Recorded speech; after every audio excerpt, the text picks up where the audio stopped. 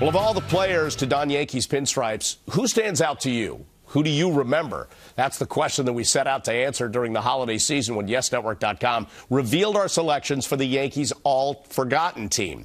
Now, the best players to walk through the Yankees clubhouse that you forgot had ever played in the Bronx.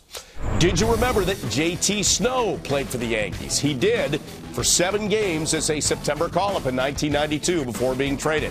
How about Mark Bellhorn? After winning the World Series as a member of the Red Sox in 2004, he spent a month as the Yankees' backup second baseman behind then-rookie Robinson Cano.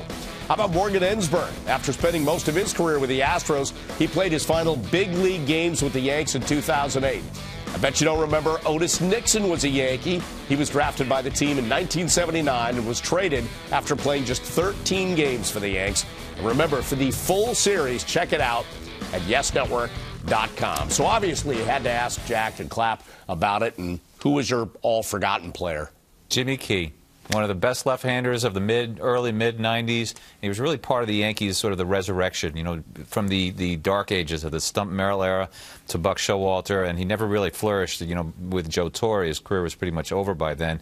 But Jimmy was a smart pitcher who really gave great legitimacy to this franchise back in 93, 94, 95. In fact, in his first 2 seasons, he won 35 games for the Yankees. And to me, he really was sort of a pre-era Mike Mussina. Really smart, controlled hitters, controlled the game, was able to outthink hitters, and was a great influence on the clubhouse as well. Yeah, I remember when the Yankees signed him, and it was a big deal at the time that a free agent pitcher was coming from the Toronto Blue Jays to pitch for the Yankees, who at that point, as Clapp said, they were a struggling franchise. And when you look back to the pieces that were put together by Gene Michael and the rest of the Yankee organization, Jimmy Key was a big part of that. We talk about the Paul O'Neill trade. Then they added people like Wade Boggs, Mike Gallego, Girardi came later. But Key is a great name. He is a guy who is forgotten, and he won a lot of big games for the Yankees. So who would be on your all-forgotten radar besides Key? You know, I look at Lou DiPietro's list, who did that for us for Yankees.com, and he went with the guys who were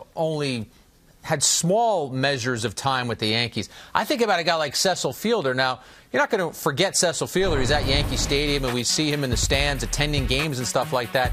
But I think that it's forgotten the kind of run that he had with the Yankees in '96. Look at those World Series numbers. Joe Torre had to put Tino Martinez to the bench a couple of times because he wanted Fielder's bat in the lineup.